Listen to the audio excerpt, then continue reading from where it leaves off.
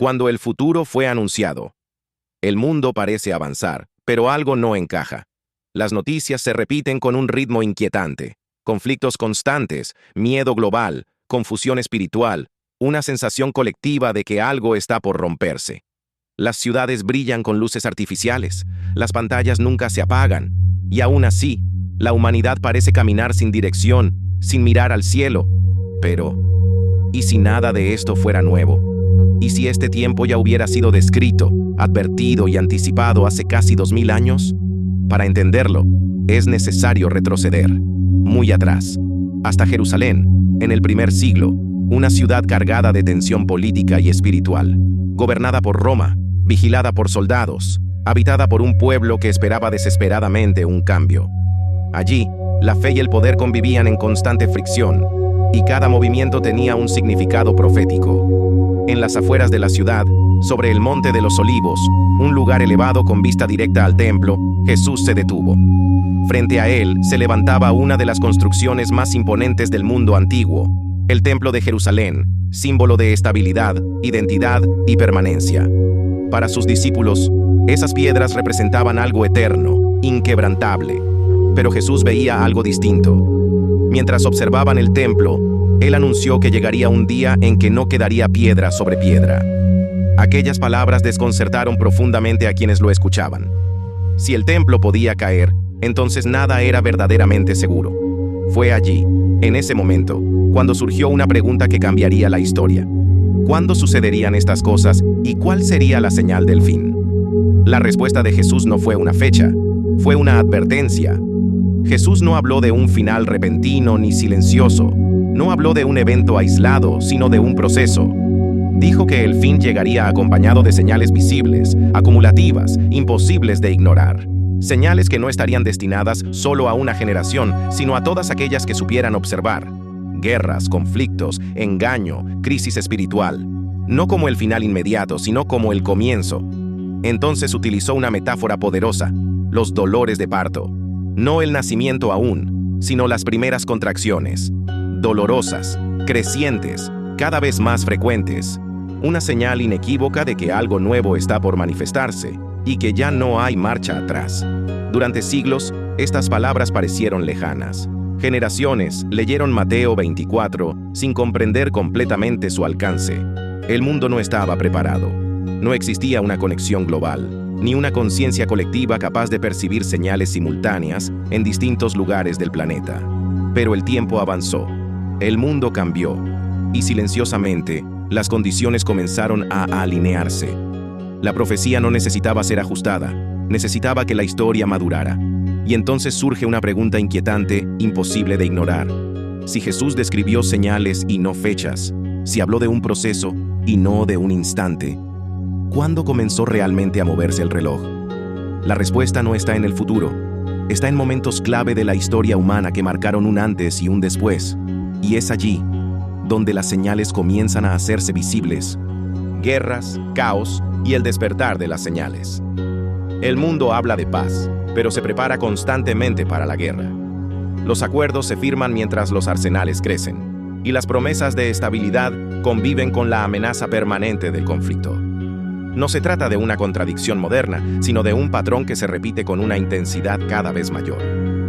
Jesús advirtió que una de las primeras señales serían las guerras y los rumores de guerras. No como algo extraño o excepcional, sino como una condición persistente del mundo en los tiempos finales.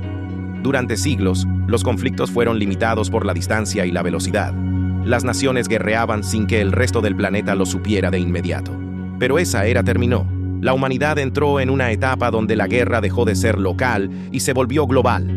Los conflictos comenzaron a involucrar a continentes enteros, arrastrando economías, culturas y generaciones completas. Por primera vez en la historia, el mundo pudo presenciar el caos al mismo tiempo.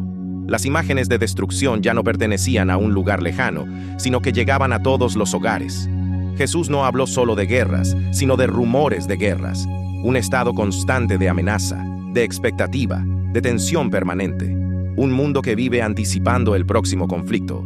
Un mundo donde la paz ya no es una realidad sólida, sino una pausa breve entre crisis sucesivas. Junto con la guerra apareció el miedo. No un miedo momentáneo, sino una ansiedad profunda y colectiva. Jesús había dicho que los corazones de muchos desfallecerían por el temor y por la expectativa de las cosas que vendrían sobre la tierra. Y por primera vez, ese miedo se volvió global. Las personas no solo temen a los ejércitos, sino al futuro mismo. A medida que el ser humano avanzó en tecnología, también avanzó en su capacidad de destruir. La guerra se volvió impersonal, distante, mecánica. La humanidad adquirió el poder de borrar ciudades enteras en cuestión de segundos. Y con ese poder, surgió una pregunta silenciosa. Si podemos destruirlo todo, ¿quién puede garantizar que no lo hagamos? Jesús habló de nación contra nación, pero esta lucha no se limita al campo de batalla. Las divisiones ahora son ideológicas, culturales y espirituales. El mundo se fragmenta en visiones opuestas de la verdad. Lo que antes unía a las sociedades, hoy las separa. La humanidad no solo se enfrenta entre países, sino dentro de sí misma. En medio de esta creciente inestabilidad, Jesús hizo una aclaración fundamental. Estas cosas deben suceder, pero aún no es el fin. Esta frase cambia por completo la perspectiva. Las guerras no anuncian el final inmediato, sino que confirman que el proceso ha comenzado.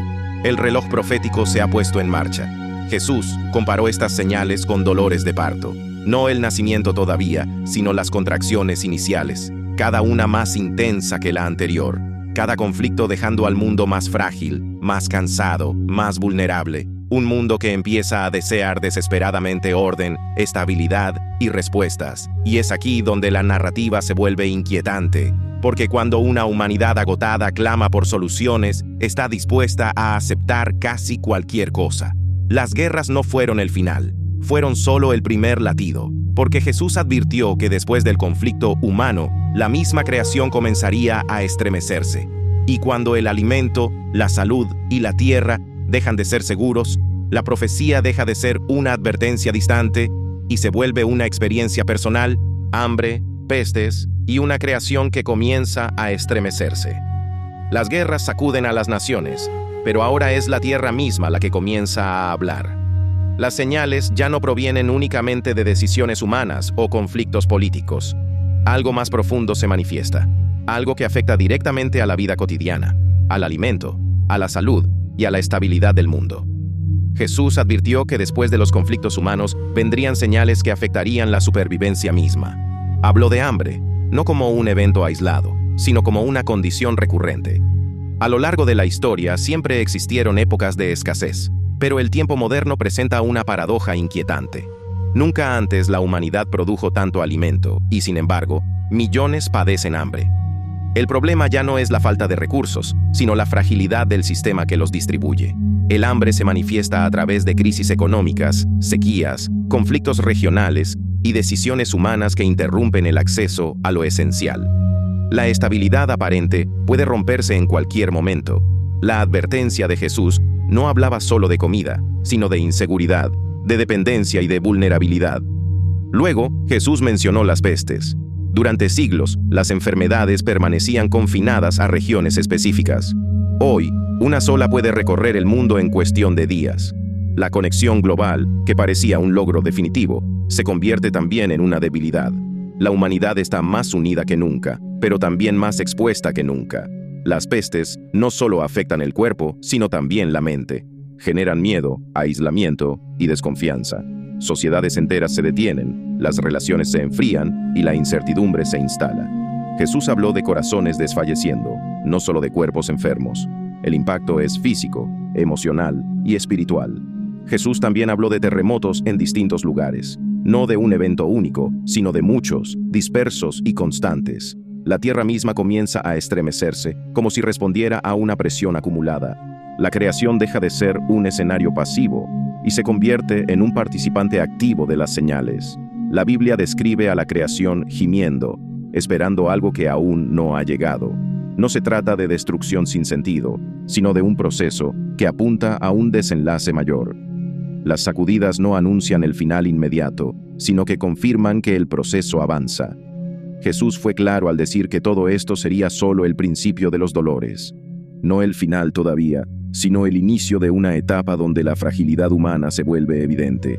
El ser humano comienza a comprender que no controla la tierra, ni la vida, ni el futuro. Las señales ya no están lejos, están en la mesa, en el cuerpo, en la tierra bajo los pies. Y sin embargo, Jesús advirtió que aún había una señal más peligrosa que el hambre, las pestes o los terremotos. Una señal silenciosa, capaz de desviar incluso a quienes creen estar preparados. Jesús comienza la parte final de su discurso con una advertencia que repite más que cualquier otra. Mirad que nadie os engañe. Antes de hablar de guerras, de hambre o de terremotos, advierte sobre el engaño. Esto revela algo profundo. El mayor peligro del fin no es el caos visible del mundo, sino la confusión espiritual que se infiltra silenciosamente en los corazones. Jesús no dijo que el mundo dejaría de creer, sino que muchos creerían de forma incorrecta. Falsos cristos no aparecen con violencia, sino con apariencia de verdad. Mensajes distorsionados, verdades mezcladas con error, palabras que suenan espirituales, pero que no transforman. El engaño no llega como oscuridad total, sino como una luz falsa que confunde y desvía. Luego Jesús revela una de las señales más silenciosas y peligrosas: el enfriamiento del amor. No habla de una fe que desaparece, sino de un amor que se apaga. El aumento de la maldad no solo endurece el mundo, también enfría los corazones. Personas que aún creen, pero ya no perdonan, que aún hablan de Dios, pero han perdido la compasión, que conservan palabras, pero han abandonado el espíritu. En medio de esta advertencia, Jesús pronuncia una declaración clave: el que persevere hasta el fin, ese será salvo. La perseverancia no es solo resistir circunstancias externas, sino mantenerse fiel internamente cuando la verdad se vuelve incómoda y el engaño se vuelve popular. Perseverar es elegir la verdad, incluso cuando la mentira parece más atractiva. Jesús conecta el fin con una señal inesperada. El Evangelio será anunciado a todas las naciones, y entonces vendrá el fin. No presenta el caos como una derrota, sino como parte de un proceso mayor. Por primera vez en la historia, esta señal es posible a escala global. No es un mundo fuera de control, es un mundo en preparación. Mateo 24. No termina con miedo, termina con propósito. El fin no es destrucción sin sentido, es cumplimiento. Jesús no habló del fin para generar pánico, sino discernimiento, no para obsesionar a las personas con fechas, sino para enseñarles a vivir con fidelidad en cada momento. El mayor misterio de Mateo 24 no son las señales visibles, sino la intención detrás del mensaje. Jesús no buscaba que la gente viviera aterrorizada por el futuro, sino despierta en el presente. Prepararse no es saber cuándo ocurrirá el fin, sino cómo vivir mientras llega. Jesús no cerró su discurso con una fecha, sino con un llamado a permanecer firmes, a no ser engañados, a no dejar que el amor se enfríe y a vivir una fe genuina en medio de la confusión. Las señales no anuncian el fin de la fe, anuncian el momento de vivirla con mayor profundidad. Mateo 24. No es un mensaje de terror. Es una invitación a despertar, a discernir y a permanecer fieles. La pregunta no es ¿qué está pasando en el mundo? La verdadera pregunta es ¿qué está pasando en tu corazón? Frase reflexiva. No es el fin del mundo lo que prueba nuestra fe, sino la forma en que vivimos mientras se acerca. Si este mensaje habló a tu vida, te invito a suscribirte al canal para seguir explorando los misterios de la palabra, las enseñanzas profundas de Jesús y verdades que transforman. Y si crees que este mensaje debe llegar a otros, compártelo y conviértete en un mensajero de la verdad, porque cuando la oscuridad aumenta, la luz necesita ser anunciada.